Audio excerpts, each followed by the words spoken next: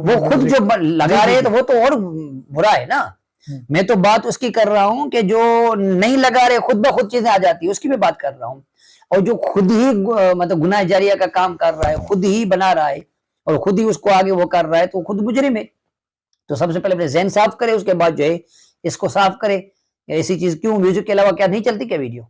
हम जो चला रहे हैं, हम जो मतलब कर रहे हैं, बात कर रहे हैं, अब हम जो भेज रहे हैं उसमें कोई म्यूजिक तो नहीं है ना।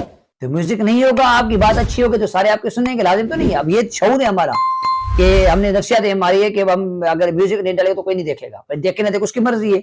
हम गुनाह का काम क्यों करें? कि म्यूजिक नहीं डालने वालों की कई कि आपको मिल जाएगी, लोग देखते हैं, पसंद करते हैं। लोगों को तो एक अच्छी बात चाहिए ना, जो नसीहत चाहिए, तो लोग मालूमात चाहिए, वो आप दे रहे हैं, तो म्यूजिक ना हो तभी चल जाएगा। और अगर आप फालतू बात कर रहे हैं, म्यूजिक चलाओ, कुछ भी चलाओ, तो उसमें वो नहीं आएगा। तो म्यूजिक से बचना चाहिए। म्यूजिक के अलावा भी वीडियो होती है, वही करनी चाहिए। जज़ाक